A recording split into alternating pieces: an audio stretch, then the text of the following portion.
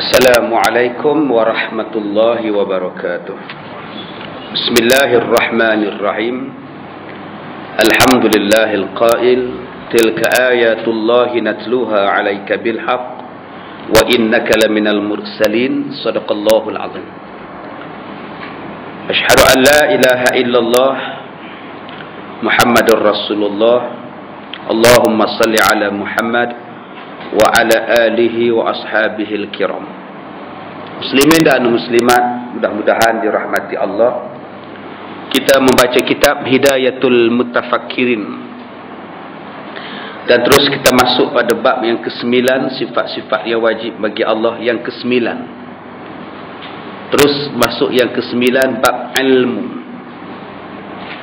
Yang ke-9 ilmu, terus masuk ke ilmu. Baik, ilmu artinya mengetahui Allah Ta'ala, dan mustahil Allah itu jahil. Yang ke-9, ilmu artinya mengetahui Allah Ta'ala, dan mustahil Allah itu jahil. Kita sampai pada muka surat yang ke-12 yang bertulisan Rumi, yang tulisan Jawi. Yang Rumi muka surat 32, kitab yang Jawi muka surat 12.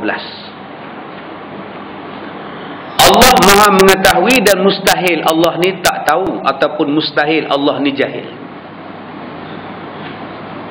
Mustahil Allah tak tahu. Gitu faham dia. Wajib Allah tahu. Jangan kita anggap Allah ni tak tahu. Allah tahu setiap satu benda. Bukan setakat Allah tahu berapa banyak jumlah daun, pokok-pokok dalam dunia ni. Urat daun tu pun Allah tahu. Sebab Allah yang menciptakan. Allah bukan setakat tahu apa yang ada, yang tak kita tak nampak pun Allah tahu. Dan hendaklah kita faham bahawa ilmu Allah ini Maha mengetahui, dan jangan kita membawa makna syak, makna waham, ataupun makna zan, yakni makna yang tidak putus. Jangan tuan-tuan syak dengan makna Allah Maha mengetahui. Dengan syak, betul ke yang Allah buat ni, betul ke? Jangan ada fikiran macam itu. Ada orang yang tanya, doktor kata, dia kata, ustaz, doktor kata anak saya ni mengandungkan budak yang tak ada tempurung kepala. Berapa bulan anak akak mengandung sekarang ni? 5 bulan. Jadi doktor scan, tidak ada tempurung kepala. Habis itu apa yang doktor cadangkan? Doktor cadangkan gugurkan saja budak ni. Jadi nak tanya ustaz, boleh ke digugurkan? Kalau dibiarkan budak tu jadi apa? Nanti bila dia lahir pun hidup tak lama. Sebab saya tak ada tempurung. Kalau tak ada tempurung kelapa, tak apa lagi. Ini tempurung kepala ni. Jadi boleh tak ustaz saya gugurkan kandungan ini? Saya kata saya tak berani bagi jawapan. Pergi tanya mufti. Saya tak berani. Sebab dulu ada satu kes, kira-kira 5 tahun yang lepas. Satu orang telefon saya, dia kata, ustaz, anak jiran saya ni cacat. Saya tahu mana-mana cacat, doktor dah scan, budak ni cacat. Jadi doktor cadangkan supaya digugurkan. Saya kata, bagi tahu pada jiran, jangan gugurkan. Kita tak tahu. Kita tak tahu budak tu cacat atau tidak. Tapi doktor kata confirm cacat, ustaz. Jangan. Berapa umur budak ni? 7 bulan lebih dah. Tak sempat dia kata jangan, jiran dia dah gugurkan kandungan. Bila gugur, dipaksa lahirkan, tuan-tuan, budak tu normal, sihat, tak ada cacat celah langsung. Dibubuhnya dalam incubator tu, tuan-tuan, 2 hari mati. Mana kita tahu benda dalam scan, dalam perut scan belum tentu betul. Allah Ta'ala sebut di dalam Quran tentang masalah di dalam rahim. Ya'lamu ma fil arham, yang mengetahui urusan dalam rahim hanyalah Allah. Ya'lamu ma fil arham, yang mengetahui apa benda yang kamu kandung, anak laki ke, sihat ke, di mana mati dia, rezeki dia di mana, apa jadi pada dia, hanya Allah saja mengetahui. Jadi saya kata saya tak berani nak bagi jawapan, referlah pada pihak yang berwajib, berkuasa. Nak gugurkan kandungan anak sebab anak tak ada tempurung kepala. Saya tak berani bagi jawapan. Jadi tuan-tuan, kalau Allah jadikan itu pun ada benarnya, ada manfaatnya, ada kebaikan dia. Walaupun pada mata kasar kita tidak ada kebaikan, budak cacat, siapa kata tak ada kebaikan? Dah Allah buat. Siapa yang buat budak tu cacat? Allah. Mesti ada sebab. Macam yang saya sebutkan semalam. Kenapa Allah jadikan perempuan yang mengandung itu muntah? Mesti ada sebab. Mesti ada sebab kenapa Allah jadikan kepada kita cacat. Jadi tuan-tuan, itu dipanggil sebagai ilmu Tuhan. Jangan syak. Jangan waham. Jangan kita faham bahawa Tuhan buat sesuatu itu tak tepat. Sangkaan yang menjadikan Tuhan buat itu, kalau Tuhan buat macam ni kan bagus. Itu maknanya waham. Kalau Tuhan buat macam ni kan bagus. Kita duduk depan cermin, kita tengok hidung kita. Kalau mancung sikit lagi cantik. Kalau mancung sikit lagi cantik. Kenapa cakap macam itu? Apa sebab cakap macam itu? Kalau cerah sikit, segaklah. Tak payah. Yang Tuhan bagi tu eloklah. Cerah ke, gelap ke, mancung ke, lepek ke, kemek ke, semuanya baik pada Tuhan. Adalah sebab Allah buat. Semalam ada 2 orang daripada Taiping, wakil syarikat umrah, mai datang jumpa saya. Saya ada ceramah pagi semalam.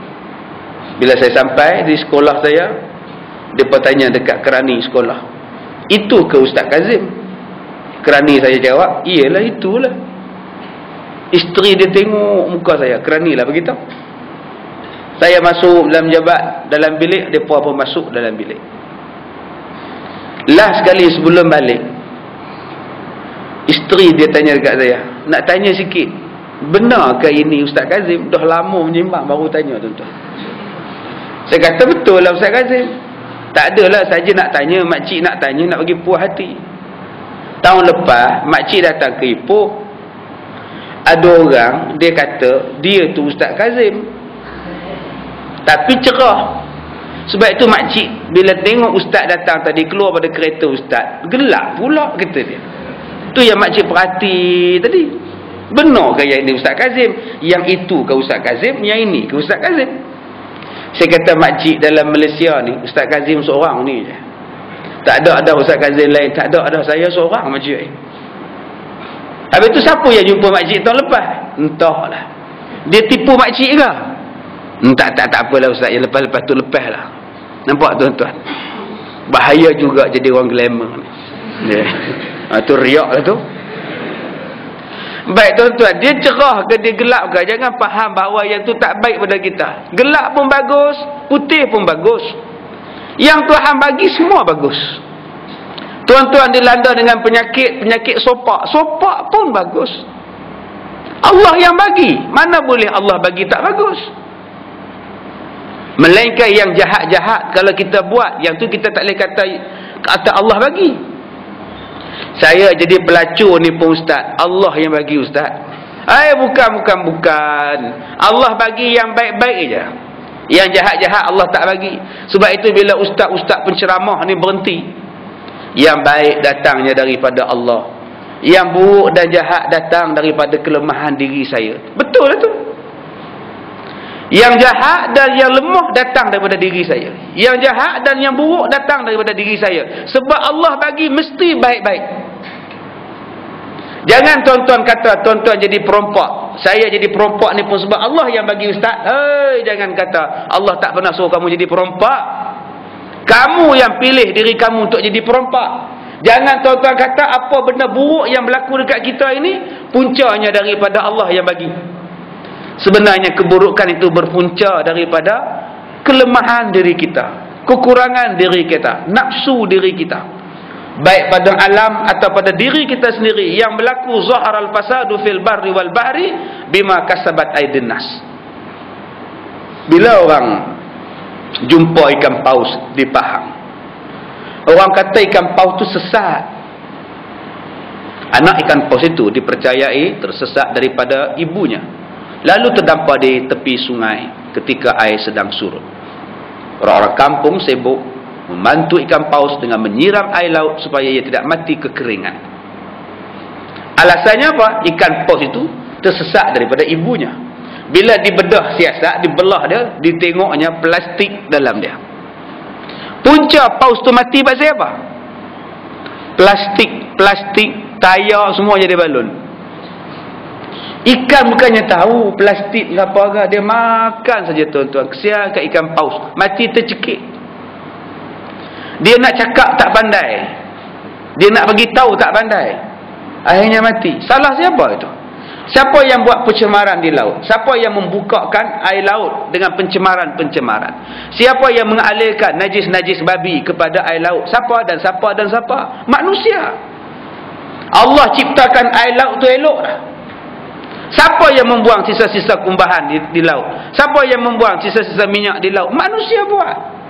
Bila berlaku kerosakan pada ekosistem laut, pada ikannya, pada kehidupannya, dan apabila manusia rosak dengan sebab makan benda-benda itu, bukan salah Allah. Allah bagi yang baik dah, manusia yang menjahatkan dia.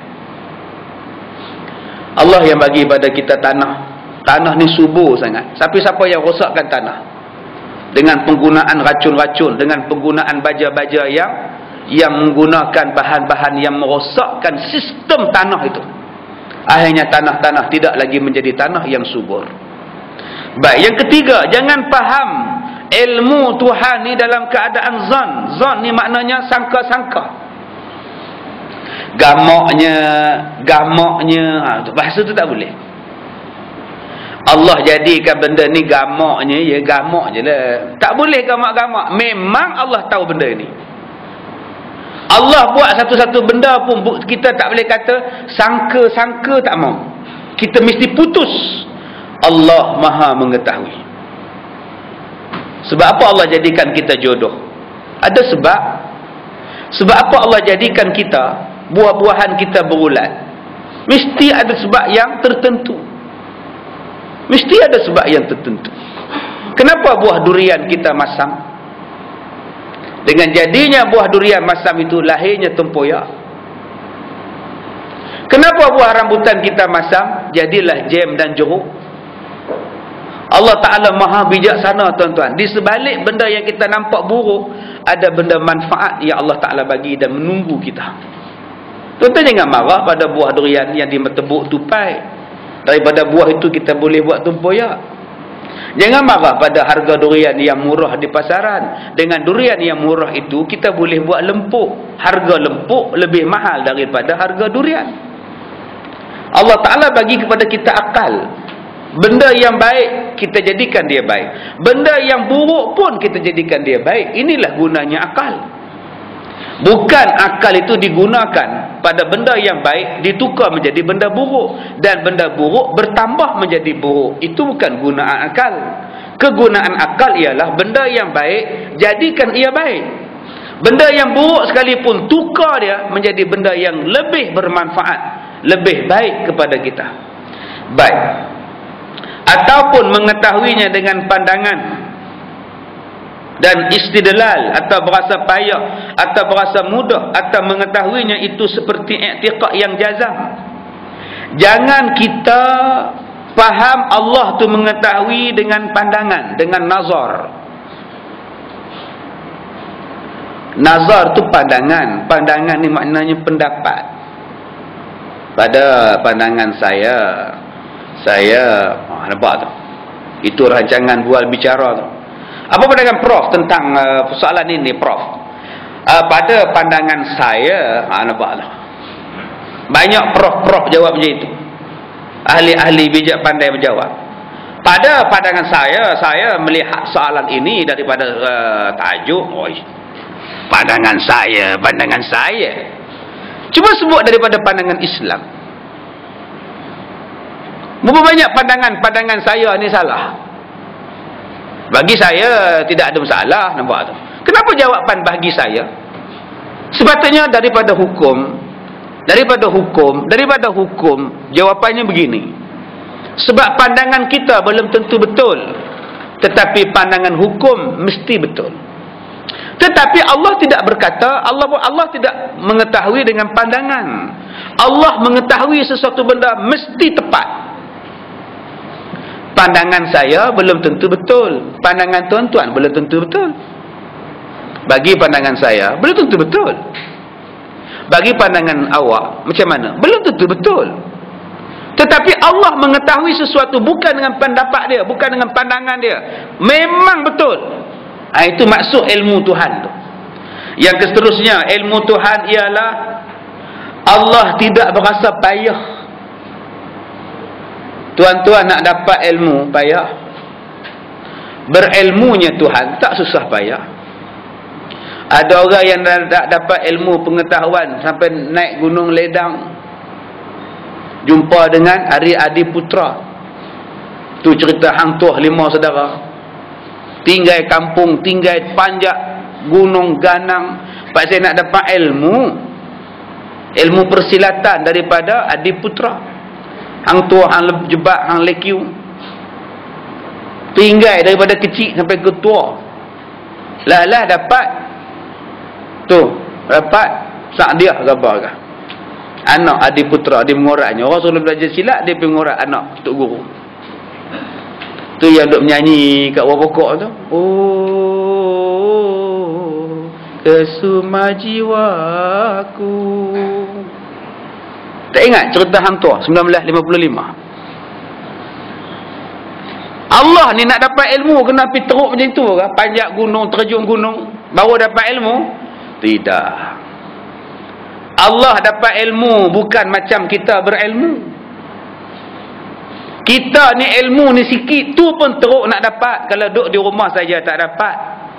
Tambah ekor sikit ustaz, dia tarik suara anak ni. Oh Ustaz Zuhir, mana ke dia dah ni? Lah dia turun ke? Kat mana dia letak ekor ni? Ni dia punya ni. Tarik suara ni, bubuh dia punya ekor sikit. Mana ke dia? Ada Ustaz? Nak cakap lama lagi ni. Ya, kadang dia tarik suara dia sakit. Baik. Yang seterusnya, atau berasa mudah, ataupun kita jangan anggap ilmu Tuhan ni ilmu ambil mudah aja. Allah jadikan benda tu jadi. Tidak. Allah jadikan sesuatu benda tu dengan penuh ketelitian. Bukan macam kita ambil mudah satu-satu benda. Janji siap. Allah buat satu benda bukan janji siap. Dalam sepotong ayat Quran itu bukan janji siap. Dalam sepotongnya ada beberapa hukum, ada banyak hukum, banyak sebab dan cara-caranya. Bila kita kaji, baru kita tahu maha bijaksana Tuhan. Maha bijaksananya Tuhan. Kita tengok dalam lautan. Dasar lautan yang dalam 7.7 kilometer. 7.7 kilometer dasar yang paling dalam. Orang tak boleh masuk. Penyelam-penyelam profesional pun tak boleh masuk. Kalau dia masuk di dalam 7.7, pecah kepala dia. Habis tu yang boleh masuk apa? Kamera yang berfrekuensi tinggi, kamera yang berkuasa tinggi boleh masuk. Kamera boleh masuk dalam laut. Apa kamera buat? Kamera nak mencari apa hidupan laut yang boleh hidup pada dasar laut pada kedalaman 7 km daripada atas laut. Ikan-ikan yang hanya terdapat di bawah itu saja, dan ikan itu tidak mampu untuk naik di atas. Kalau ikan tu pun naik di atas, ikan tu pun mati. Ikan yang berada di tengah-tengah dasar laut turun ke bawah pun tak boleh. Kalau dia turun ke bawah, dia pun mati. Tuan-tuan ingat saja-saja kalau Allah jadikan benda-benda itu. Mesti ada ketelitian. Bukannya ilmu Tuhan ni ilmu ambil mudah. Ilmu kita sekarang ni ilmu ambil mudah. Janji siap. Ilmu Allah tidak. Pada batu itu ada beberapa jenis batu. Ada batu yang sesuai buat rumah. Ada batu yang sesuai buat jalan. Ada batu yang kita tahu di dalamnya ada minyak. Dalam batu ni kita tahu ada minyak. Dan kita tahu pula jenis-jenis batu dia. Dan cara nak potong batu pun mesti ambil daripada batu, baru boleh potong. Nak potong besi pun kena ambil daripada besi juga. Ini semuanya ilmu-ilmu Tuhan. Yang Tuhan buat, ustaz tambah sikit ekor ustaz, kering balik ni. Baik. Tuan-tuan faham ke ekor ni? Tu dekat PA system tu dia ada ekor tu. Dia gemar-gemar dia tu. Sekarang tak ada gemar langsung ni. Sakit suara saya ni. Baik. Dan mengetahuinya seperti i'tiqad yang putus. Dan datang kepadanya dalam keadaan lupa. Jangan tuan-tuan faham Allah ni lupa. Allah tak pernah lupa. Ilmu kita ni lupa. Tu cantik dah. Cantik dah ustaz. Okey. On. Oh dia naik pula dah, dengung dah. Hello, cubaan 1 2, cubaan 1 2. Okey. Ujian suara, tilam, tukar yang lama, beli yang baru. Boleh dah. Boleh. Ujian suara. Baik, lagi ada yang bertukar tilam pula. Tadi dia kata pengumuman kat surau, kata dia. Baik. Jadi jangan anggap Allah ni lupa. Kita miskin. Kita kata Allah ni lupakan kita kan? Tidak. Allah tak lupakan kita. Yang lupakan manusia ialah manusia. Allah tak pernah lupakan kita.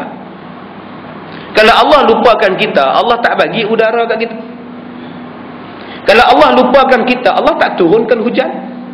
Kenapa orang kaya dapat hujan, orang miskin dapat hujan, orang kaya dapat udara, orang miskin pun dapat udara? Menunjukkan bahawa Allah tidak lupa. Masing-masing dapat udara. Masing-masing dapat nikmat hidup atas dunia. Masing-masing dapat nyawa dan roh. Menunjukkan bahawa Allah tidak lupa walaupun kita miskin. Habis itu ustaz, kenapa saya miskin? Inilah ilmu Tuhan. Jangan nampak ilmu Tuhan sekarang masa hidup di dunia tahun 2008. Kena tengok ilmu Tuhan sampai ke akhirat. Sebab apa aku jadi miskin? Di hari akhirat kelak kita akan dapat sebab-sebab kenapa kita miskin. Ya, baru kita dapat. Sekarang memang kita tak nampak. Sebab itu benda ni kalau berlaku kepada kita, kita serahkan pada Tuhan. Kenapa saya sampai sekarang tak kahwin ustaz? Umur saya dah 70 tahun, tak kahwin-kahwin, tak ada jodoh ustaz. Ada, bukan sekarang. Sampai orang panggil saya mak teruna, ustaz tahu tak? Bukan sekarang, mungkin lagi setahun dua. Mungkin dalam syurga baru dapat. Mungkin kalau kamu dapat pun sekarang, kamu tak bahagia. Mungkin kalau kamu dapat isteri sekarang pun, kamu tak boleh layan dia baik-baik. Lebih baik Tuhan tak bagi. Tuhan simpan untuk kamu di hari kiamat. Itu dalam ilmu Tuhan. Tuan-tuan, kita kena sangka baik dengan Tuhan. Kena sangka baik dengan Allah. Ataupun jangan kata Allah tu lalai atau nyanyuk. Macam yang orang agama lain faham. Agama lain faham, setengah-setengahnya dia kata Tuhan dia tua. Bila Tuhan dia tua, dia perlukan Tuhan baru. Tu yang datanya 3 dalam 1. 3 dalam 1 tu apa? Kenapa Tuhan perlu ada anak?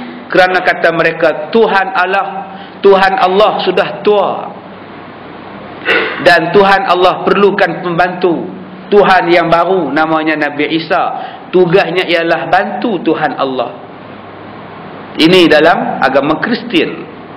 Kerana mereka faham Tuhan tu tua. Tuhan tak larat. Orang tua pun tak larat. Naik tangga pun tak larat. Dia kata tambah nak jaga alam. Bagi agama Hindu, dia kata mana boleh Tuhan satu? Siapa nak jaga alam yang luas ni? Nak bagi makan, nak turunkan hujan. Sebab tu dalam agama Hindu banyak dewa-dewa. Dewa yang buat ini, dewa yang buat ini, dewa yang buat ini. Mereka membayangkan Allah tu macam mereka, tua. Kalau seorang tak mampu nak buat kerja, mereka meletakkan Tuhan yang esa, yang maha mulia tu pada kedudukan diri mereka. Manusia ni nyanyuk, diletakkan Tuhan tu pun nyanyuk. Manusia ni tua, dia letakkan Tuhan ni pun tua. Manusia ni tak mampu nak buat kerja seorang dia letak Tuhan pun macam itu. Sebab tu dalam agama mereka banyak dewa-dewa dan banyak Tuhan-Tuhan. Cuba kita bayangkan sekarang, kita dengan Allah tak sama langsung. Allah Tuhan, dia tak ada tua-tua. Allah tu Tuhan, dia tak ada jahil, nyanyok, tidur, mengantuk, tak ada. Satu benda pun tidak sama dengan kita. Jangan bayangkan Allah tu sama dengan kita, kadang-kadang betul, kadang-kadang salah. Allah sentiasa betul. Bila tuan-tuan membayangkan Allah macam tuan-tuan, maka timbullah perkataan Allah zalim, Allah ta'aci. Timbullah lagu-lagu yang menyesatkan kita. Tidak ku minta lahir ke dunia. Ini sesatnya lagu ni. Tidak ku minta cacat begini. Pasal hang siapa nak petikai Tuhan? Ni yang tahun 50, yang tahun 55 tu.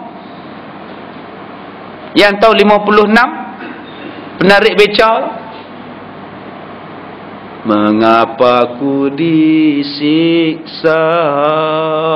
Duk menyanyi Lautan Tebu. Pakai seluar pendek, nama dia Amran.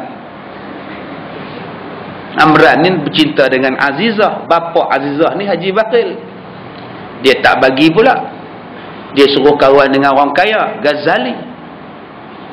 Siapa jadi Ghazali cerita tu? Saleh Kamel. Jadi P. Ramli ni pun duk merajuk, duk Lautan Tebu, duk menyanyi. Oh, kau cabutlah nyawaku. Cing. Sampai suruh tahap cabut nyawa dia. Ni apa benda ni? Dia boleh tanya pula Tuhan. Oh Tuhanku, mengapakah? Boleh pergi tanya pula pada Tuhan. Jaga-jaga tuan-tuan. Lirik-lirik lagu jangan sampai nak membawa kesesatan. Bila saya sebut macam ni, ada orang tanya Ustaz. Saya nak tanya Ustaz, apa itu lirik lagu macam pintu Tuhan, pintumu ku ketuk tu Ustaz? Tuhanku, pintumu ku ketuk, aku tak bisa berpaling. Tuhan ni ada pintu ke Ustaz? Nak ketuk-ketuk. Ini namanya metafora. Metafora ke fata morgana? Metafora kot ya. Saya pun lupa ada sastra ni pun. Ini bahasa perlambangan, metafora. Bahasa mantik. Kan? Bahasa mantik. Memanglah Tuhan tak ada pintu, tetapi nak menuju kepada Tuhan itu, kita nak pergi pada Tuhan. Gitulah maksudnya. Yang tu tak apa. Ataupun lagu-lagu yang memuji kekasih. Kekasih tu siapa?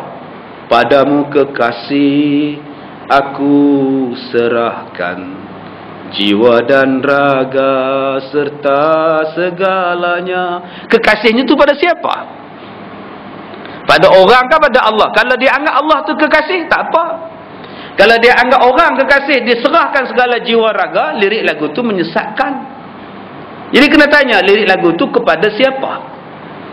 Andaikan matahari terbit dari barat, takkan goyang cintaku kepadamu. Yang dia pun merapu juga. Matahari dah nak bangkit daripada barat pun nak cinta lagi. Mampu punya orang. Matahari terbit pada barat tu nak kemat, nak cinta-cinta apa lagi, tak ada masa cinta-cintun dah. Baik. Ataupun Allah Ta'ala mengetahui dengan cara ringkas, ijmal pun tidak. Kita tahu dengan secara ringkas, Allah tidak. Saya kata tadi, Allah mencipta sesuatu dengan cara yang mendalam. Allah buat air ni pun Allah. Kita tak mampu nak buat air. Walaupun kita kata air tu H2O, buatlah H2O. Ambil hidrogen campur oksigen, jadikan air. Tak mampu kita buat. Kita hanya mampu cerita air ni kandungan dia sekian-sekian-sekian, tapi nak buat air tak boleh. Kita duk kata batu ni kandungan dia mineral sekian-sekian-sekian, tetapi kita tak mampu nak buat walaupun seketul batu ataupun sebutir pasir. Allah bukan setakat mampu buat pasir, Allah boleh ciptakan pasir tu dalam dia macam-macam benda. Inilah yang dipanggil sebagai ilmu Tuhan. Jangan kita anggap bahawa benda tu tak elok kalau Tuhan bagi pada kita sekalipun. Dah 4 kali mengandung gugur. 4 kali dah. Ada yang pergi jumpa bomo, dia kata hantu makan tu yang gugur tu. Ada yang kata pula rahim tak kuat, tu yang gugur saja. Ada pula yang kata kamu tu aktif sangat, lasak sangat masa mengandung, sebab itulah gugur. Ada yang kata pula kamu tu ada orang dengki, tak bagi kamu bahagia, tu yang gugur tu. Ada orang mengorak laki kamu, dia nak pisahkan kamu dengan suami kamu, sebab itulah dia gugurkan anak-anak kamu supaya kamu tak ada anak. Bila tak ada anak, dia cari orang lain. Pergi jumpa dekat satu orang, itulah dia Allah tak bagi rezeki lagi. Sabarlah. Semua urusan ni urusan Allah. Pandang baik pada Allah. Cuma kita faham yang last kali itu Allah belum tetapkan rezeki. Sudah. Barulah timbul ketenangan. Tapi masalah kita ni tidak mau berbalik kepada ilmu Tuhan. Bila kita kahwin tak ada anak 12 tahun, 15 tahun, 20 tahun, cuba balik pada Tuhan. Allah tak bagi. Pandang baik, sabarlah Pak. Allah tak bagi. Abang tak kisah, Pak tak bersalin pun abang tak kisah. Bukan upaya kita untuk buat, biarlah. Ada hikmah kita tak ada anak. Boleh kita tumpu pada ibadat. Boleh kita simpan duit untuk akhirat. Kita buatkan sedekah banyak. Atau sekurang-kurangnya kita taja anak-anak yatim, anak-anak tahfiz yang belajar. Alhamdulillah. Cuba pandang baik macam itu. Kadang-kadang suami isteri pandang baik, redha sebab tak ada anak. Hak sekeliling pula. Yang sekeliling. Mak bising, pak bising, entahlah bila rasa nak menimang cucu. Harapkan kahwin dapat cucu, tak ada juga gitu dia. Ini yang jahat pun. Mak-mak mertua macam ni, jentik hidung dia. Kadang-kadang menantu terasa, menantu merajuk, tak nak balik lah. Bila menantu dah merajuk, kata pula, yang itu payah, bukan nak balik rumah kita. Balik kamu perli. Asal balik perli, asal perli balik, siapa nak balik? Bila tak balik kamu kata pula, lain. Udah dapat anak kita ke dia, entahlah. Dengan kita pun dikontrolnya, balik pun tak boleh. Bila dia balik, kamu kata tak ada anak. Bukan dia tak ada usaha pada anak. Usaha macam-macam. Madu ni 6 botol sehari. Dah Allah tak bagi, nak kata apa? Segala ubat dicari, bidadari, bidadara, semuanya Tuhan tak bagi. Ada sebab. Pandang baik pada Tuhan. Sementara makna ilmu pula, tadi erti ilmu, ini makna ilmu. Ilmu itu ialah sifat yang terbangsa kepada adanya berdiri zat Allah Ta'ala yang tertakluk dengan mengetahui semua yang wajib. Ilmu Allah Ta'ala itu mengetahui pada semua benda yang wajib. Benda yang wajib, Allah duduk macam mana? Sifat Allah duduk tu macam mana? Allah tahu. Allah tu ada. Allah tahu apa benda dalam diri Allah. Apa benda pada Allah tu Allah tahu. Kita ada tak? Saya ada tak? Saya ada. Saya ada. Allah ada tak? Allah ada. Baik. Apa beza saya ada dan Allah ada? Allah wujud, saya pun wujud. Apa beza Allah wujud dan saya yang wujud? Saya wujud, saya ada, saya tak tahu apa ada pada diri saya. Tuan-tuan ada tak? Ada. Tuan-tuan tahu bentuk jantung tuan-tuan macam mana? Berapa berat jantung? Berapa besar jantung? Ada orang kata besar jantung kita besar penumbuk. Besar mana penumbuk tuan-tuan? Besar itulah jantung tuan-tuan. Berapa berat dia? Tak tahu. Ada yang kata 0.4 kilogram, ada yang kata 0.04 kilogram. Kita tak boleh bagi jawapan yang sama sebab saiz dia tak sama. Main penumbuk besar Mak Ali memang sekilo gamaknya jantung dia. Kalau penumbuk kita besar Osman Kerin aja, kering dah sikit jantung kita. Kita tak tahu. Adanya kita tak tahu. Kita tak tahu macam mana saluran darah kita. Kita tak tahu yang di mana tersumbat, di mana ada penyakit. Kita tak tahu. Rambut kita ada. Berapa helai rambut tuan-tuan? Hanya seorang saja yang tahu berapa helai dalam rambut dia. Iaitu orang yang botak langsung. Dia tahu dia langsung tak ada rambut. Kita tak tahu tuan-tuan. Tuan-tuan ada. Tapi tuan-tuan tak pernah kira misai tuan-tuan berapa helai. Janggut tuan-tuan berapa helai. Mana tuan-tuan pernah kira? Balikkan tuan-tuan rajin, tuan-tuan cukup semua misai ni. Tadah dengan kertas. Kira selai. Selai 1, 2. Sampai kemat pun tak cukup tuan-tuan. Belum tentu yang tuan-tuan kira tu betul lagi. Walaupun tuan-tuan tadah misai tu nak kira tu. Tutup segala kipas angin supaya misai tak terbang. Kira misai hang berapa. Belum tentu tepat lagi. 5 orang kira, 5 tak sama jumlah misai tu. Betul tuan-tuan. Itulah adanya kita. Adanya kita tak tahu tentang diri kita.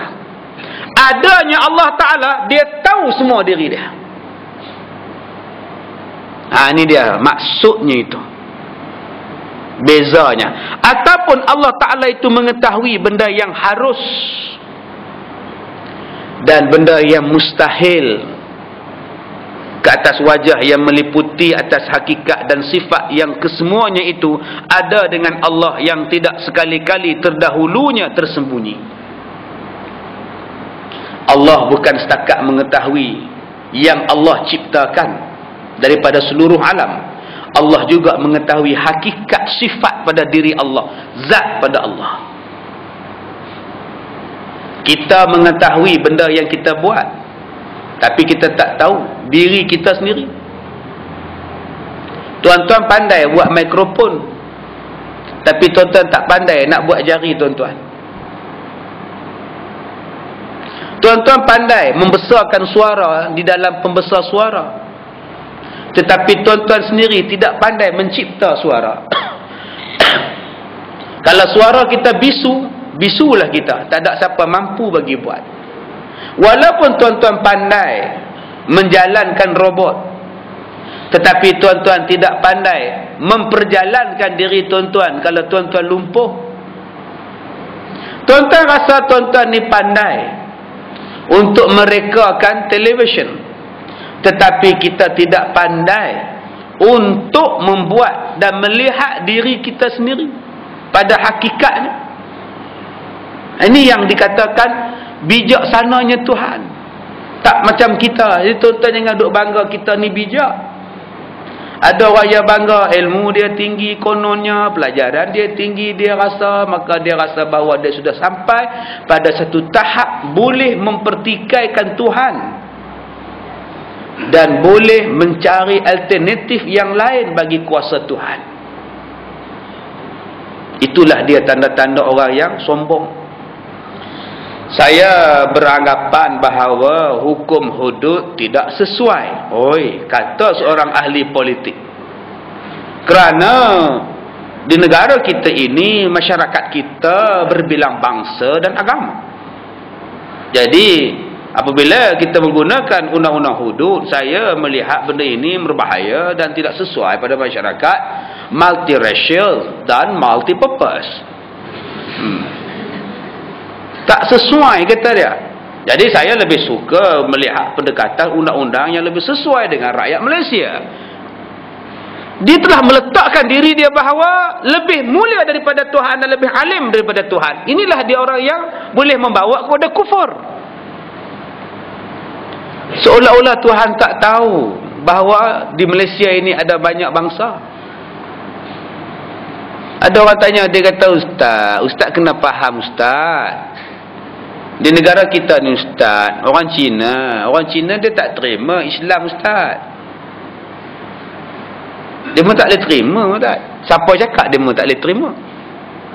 Siapa yang masuk Islam lebih awal? Orang Cina atau orang Melayu? Di China ada masjid yang berusia 1400 tahun. menunjukkan bahawa orang Cina lebih awal Islam daripada orang Melayu di Kepulauan Melayu. Kalau kita kata Islam tidak sesuai kepada orang Cina, kenapa orang Cina awal-awal masuk Islam? Ada yang kata Ustaz, orang India tak setuju Islam Ustaz, mesti dia bantah. Orang Hindu di India lebih awal Islam daripada orang Melayu. Sebelum Islam sampai di Melaka, Islam lebih awal singgah di India. Kalau kita kata orang India tak boleh terima Islam, kenapa orang India di India boleh terima Islam? Apa logiknya?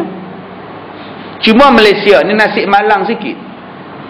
Malangnya nasib Malaysia ni ialah kerana orang Islam Cina tak pindah ke Malaysia. Itu je. Yang pindah ke Malaysia Cina hak kapir-kapir. Itu masalah.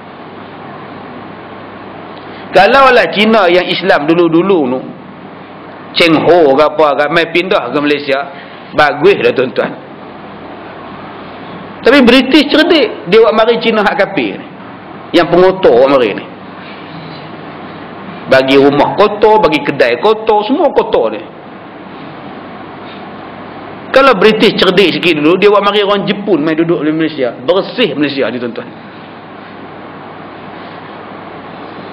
Jadi tuan-tuan, jangan anggap Allah tu tak tahu sampai kita pandai-pandai pula nak mencari hukum lain. Dia ambil hukum British, dia ambil undang-undang Inggeris menggantikan undang-undang Quran.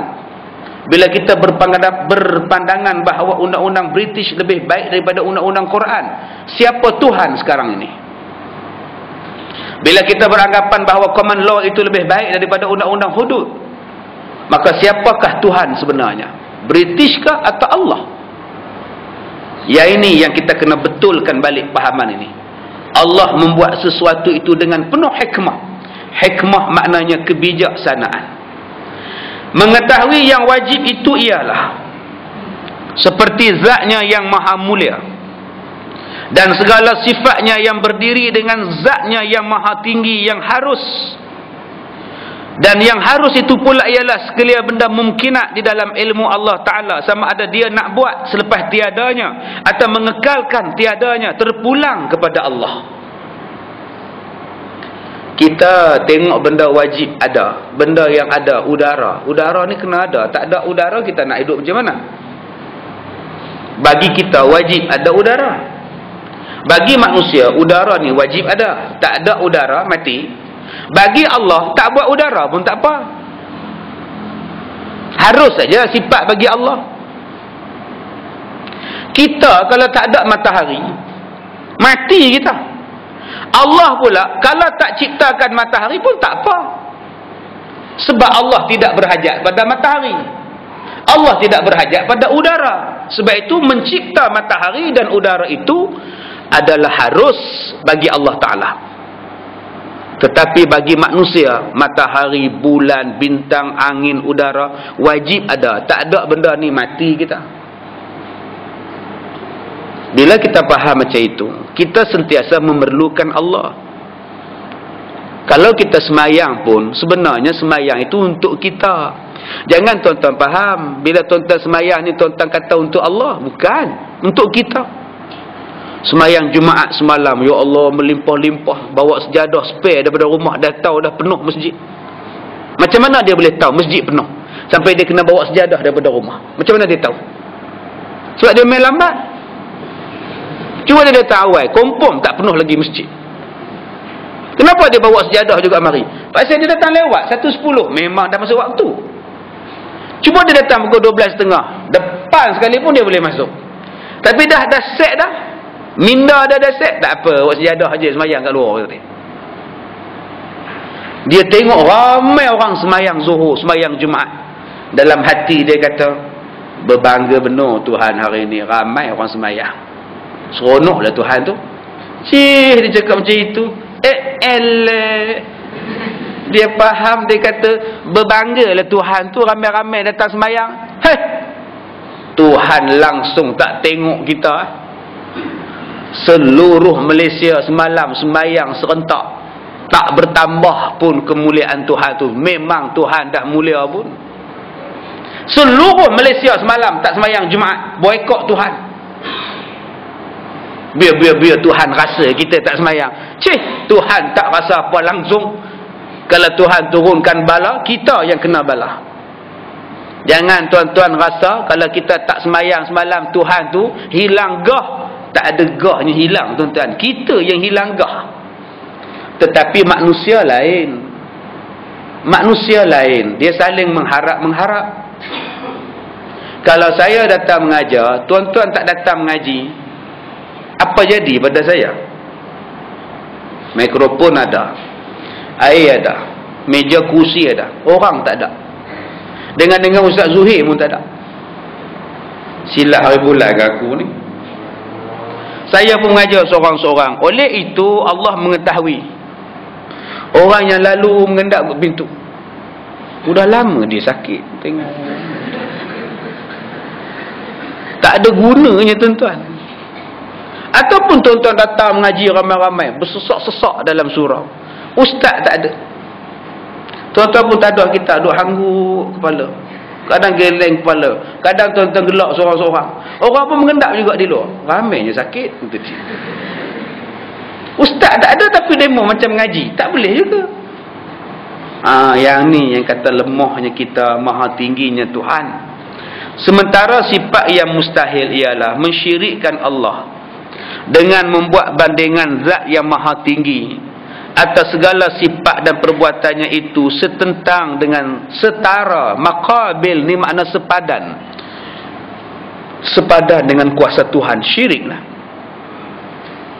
Apa perasaan Datuk Seri apabila Datuk Seri akan menjalani pembedahan pintasan jantung lagi 2 hari?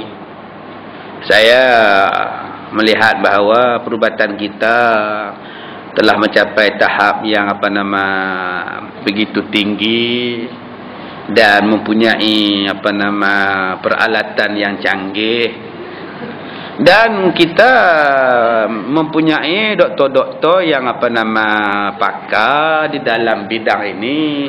Jadi saya yakin bahawa bila kita mempunyai teknologi, kepakaran dan doktor yang pakar, jadi saya rasa saya boleh selamat dalam pembedahan ini. Jadi Datuk Seri yakin dengan tenaga tempatan. Saya memang yakin dengan mereka. Kata dia. Macam duduk dekat Panama tu. Sikit-sikit apa nama. Sampai dia meletakkan doktor dan alat-alat yang canggih tadi mampu membuat sesuatu macam mampunya Tuhan. Itulah syirik kepada Allah Subhanahu Wa Taala. Doktor yang pakar tak mampu nak buat apa-apa. Peralatan yang canggih tak mampu nak buat apa-apa. Yang mampunya, innallaha ala kulli syai'in qadir. Allah saja yang berkuasa atas tiap-tiap sesuatu. Tuan-tuan yakin dengan alat yang canggih. Bagus. Buatnya elektrik tak ada. Tengok ada operate, elektrik tak ada. Macam spare ada Ustaz, generator ada Ustaz, genset ada Ustaz, genset pun mampu. Macam satu benda saja Allah tak bagi, tak jadi kita tuan-tuan. Kita ni yang jadi macam ini ni sebab Allah bagi lengkap semua tu. Allah bagi lengkap. Kalau satu benda Tuhan tak bagi, rosak kita. Kenapa mata tuan-tuan boleh melihat? Sebab Allah bagi. Satu urat Allah putuskan. Tegang sangat urat tu, putih. Fuse terbakar. Langsung tak nampak. Mata ada, mata hitam ada, mata putih ada. Kenapa tak nampak? Wayarnya putih Ustaz. Tak boleh sambung? Tak boleh lah. Kencing manis tinggi sangat. Berapa banyak penyakit kencing manis akan ditimpa buta. Ni kajian yang terbaru dia buat. Punca buta yang tinggi di Malaysia akan datang ialah puncanya daripada kencing manis. Nak otak berfikir ni, dalam sel otak tu ada berapa ribu sel. Supaya otak tu jadi sempurna elok, berapa ribu sel. Satu sel saja Tuhan ambil balik, kejap-kejap betul, kejap-kejap mereng. Itu yang kita nak kata bahawa kita berilmu. Yang nak dapat otak dan pemikiran itu ada benda. Benda itu pun Allah bagi. Kalau Allah tak bagi tuan-tuan, udara tak masuk kepada otak pun dah mati dah. Ataupun udara tersumbat, saluran udara yang nak naik ke otak itu tersumbat, itu pun dah tak sedar diri dah. Tu yang datang histeria. Orang histeria ni, kenapa histeria? Sebab saluran udara ke otaknya untuk dia berfikir dengan baik tersumbat. Kadang-kadang setan sumbatkan, kadang-kadang jin sumbatkan, kadang-kadang darah beku sumbatkan, yang menghalang udara berjalan. Akhirnya hanya kerana darah beku saja manusia sudah mati otaknya. Inilah dia tuan-tuan, kelemahan-kelemahan manusia. Gagahnya kita pada hari ini pun kerana Allah bagi. Maka dengan sebab itu jangan bongkok sangat. Kalau Tuhan tarik sikit saja, sikit saja, dah tak boleh dah. Tuan-tuan boleh berlari, menendang, menyepak. Bangga tuan-tuan dapat menyepak bola, menang bola 4-0. Allah, bangganya lawan dengan Nepal. Nepal ni dapat bola pun jarang-jarang tuan-tuan. Memang layaklah menang pun 4-0. Patut 40-0. Mereka jumpa bola pun susah. Stadium tak ada. Kalau setakat pasukan Nepal ni tuan-tuan, tahu budak tingkatan 5 pun betul boleh menang. Kita bangga sangat. Kita sihat, boleh sepak, boleh sepak, boleh sepak. Tuhan bagi sikit saja. Uratnya lari sikit, berjalan dah tak boleh. Pergi ke doktor, doktor kata jangan urut. Makcik urut nanti putih urat makcik, langsung lumpuh. Makcik makan ubat ni saja, kendorkan ketegangan urat itu. Urat saja tuan-tuan. Allahu Akbar. Jadi kesimpulan daripada kuliah kita yang pertama ini, marilah sama-sama kita menginsafi diri bahawa apa yang ada pada kita ini ialah dengan ilmu Tuhan, dan kita tak mampu membuat sesuatu melainkan dengan ilmu yang diajar oleh Allah Subhanahu wa taala dan ihsan yang diberi, rahmat yang diberi oleh Allah kepada kita. Baik, cukup sekadar itu. Wallahu a'lam. Assalamualaikum warahmatullahi wabarakatuh. Ya. Assalamualaikum. Waalaikumsalam. Dalam ada satu hadis, ya, di mana Rasulullah ada menyebut untuk orang yang berpuasa, ya, kemudian pada pagi hari raya untuk pergi untuk sembahyang. Ya. Jadi kemudian Rasulullah menyebut Allah Ta'ala berbangga kepada para malaikat. Ya. Lalu apa ni? Hadis itu menerangkan apa ni? Menyampurkan dosa dan sebagainya. Jadi perkataan bangga digunakan di situ. Jadi yang tu macam mana Ustaz? Memang Allah Ta'ala sebut perkataan bangga. Kadang-kadang Allah Ta'ala sebut perkataan cemburu.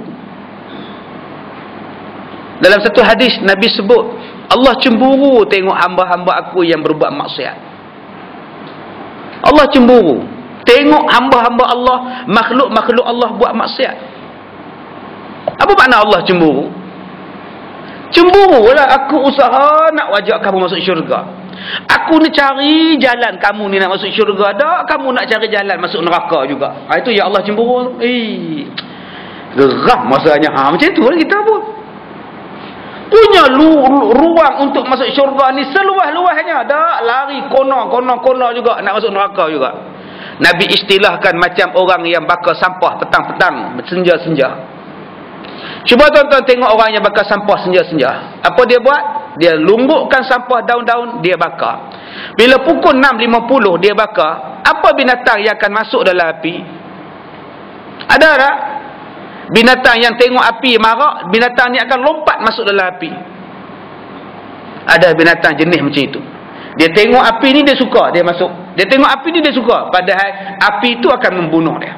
Begitulah tabiat manusia yang Allah cemburu. Ini jalan ke neraka, kamu pilih juga. Allah cemburu dengan jalan itu. Begitu juga dengan kebanggaan. Allah berbangga. Apa sebab Allah bangga? Dalam satu hadis Nabi sebut Allah berbangga apabila nikmat yang Allah bagi pada seorang hamba, nikmat itu hamba itu pakai. Tuan-tuan dapat baju yang paling mahal, anak tuan-tuan hadiahkan, dia balik daripada England, Dia hadiahkan baju yang dibeli di Herod. Bukan senang ni tuan-tuan. Pergi ke masjid pun tak buang. Herod tu stiker dia simpan. Tuan-tuan pakai elok-elok. Oh, cantiknya baju ni man. Berapa ratus ringgit ni man. Oh, murah je mak. 1,000 pound. Mai semayang pakai baju itu. Allah suka. Allah bagi nikmat. Dan kita pakai. Allah bangga.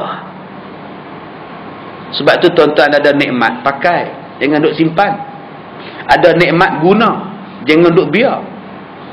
Ini pinggan mangkuk mahal-mahal. Simpan. Lipat je pakai. Pakailah. Beli pinggan cawan tu, gelas tu, hak kecil tengah-tengah. Besar di atas, kecil tengah. Pakailah. Apa masalah kita duk simpan dalam almari? Duk pakai pinggan murah-murah, gelas murah-murah. Bukan kata kat Ustaz Zuhair, ni kemahal lah ni. Lagi dia kata kat saya pula, kebetulan saya pegang gelas. Ya, kebetulan. Ada duit. Masjid ada duit. Belilah speaker elok-elok. Simpan duit. Duit simpan dalam bank. Bank pula bank Cina. Siapa yang nak pakai duit kita? Beli, pakai balik. Ini kapek pun, ya Allah, bila sujud melekat bulu-bulu kapek di dahi ni. Tak nak ganti-ganti lagi. Duit dalam bank ratus ribu. Bila nak ganti kapek, kita nak mengutip derma untuk pembinaan dan pembelian kapet yang baru. Jadi siapa yang nak derma, sila ya. Dalam bank 170 ribu pilah beli. Duit dah ada. Dah, asal nak beli minta. Asal minta nak beli. Ubahlah tuan-tuan. Jawatankuasa kena ubah. Allah anugerahkan kita amanah. Dan orang bagi duit untuk kita bukan untuk disimpan. Diguna pakai. Lebih malang lagi tuan-tuan. Ada masjid yang tak mau membiayai kuliah pengajian. Kamu nak panggil ustaz, panggil lah. Tapi kami bajet, kami tak nak keluarkan. Sagu hati kami tak nak keluarkan. Pandai-pandai kamulah cari sponsor. Habis tu yang tabung Jumaat yang orang duk bagi ratus-ratus ribu-ribu tu apa? Suruh simpan, nak jadi kebanggaan. Tiap-tiap kali bulan penyata buat bulanan, nak tunjuk kita pandai cari duit. Itu bukan pandai cari duit, itu pandai simpan duit. Simpan duit budak kecil pandai simpan. Yang kita nak duit itu ialah dibelanjakan balik untuk jemaah. Keselesaan jemaah. Saya 2 malam lepas pergi mengajar satu tempat, jamban pun tak ada pintu. Menung saya tuan-tuan. Yang kita nak buang lah ni. Oi, pintu tak ada. Pi bilik sebelah, pintu ada, kunci tak ada. Lekang pula pintu dia. Nak kena polok tu pula. Ay, ya Allah, seksanya. Saya tengok dalam penyata bulanan dia. Bulan lepas, kutipan duit ceramah saja 4,000 tuan-tuan. Kutipan tabung saja 4,000. Baki bersih 2,700. Takkan nak beli pintu plastik RM75 tak boleh beli. RM75 takkan tak boleh beli. Sebab tu kadang-kadang saya geram. Saya kata duit hari ni, duit Sagu Hati mengajak saya ni, tak usah bagi kat saya. Saya minta tolong beli pintu baru. Bulan depan mesti pintu baru. Saya buat tuan-tuan. Sungguh lah. Bukan saya nak malukan jawatan kuasa, tapi kena buat. Saya pergi mengajar, asal mengajar je sakit tekak satu surau. 4 bulan dah mengajar, sakit tekak. Speaker mereka ni hak bila punya zaman ni. Sebelum merdeka agama. Saya mengajar 5 malam. Sampul surat yang masjid-masjid bagi saya mengajar, saya tak buka. Saya tak buka pun. 5 malam saya mengajar. Bila saya mengajar di surau ni, di masjid ni, saya kata tuan-tuan, speaker tuan-tuan ni dah lama, teruk sangat dah. Belilah baru. Sekarang ini 5 sampul saya mengajar, Sagu Hati orang bagi dekat saya. 1 sen pun saya tak ambil. Saya bagi tolong beli speaker baru. Sampai kena buat macam itu baru nak beli. Ayat ni kita tak mau. Jadi nikmat yang Allah Ta'ala bagi pada kita, tolong pakai. Allah bangga. Macam itulah bangganya kita ni. Bangganya Allah bila kita main semayang raya, pakai baju lawa-lawa, lepas puasa, kita dah berpuasa dengan baik, kita dah berpuasa dengan begitu penuh istiqamah. Datang hari raya, sambutlah elok-elok. Tuhan berbangga dengan perayaan kita itu. Baik, cukup sekadar itu.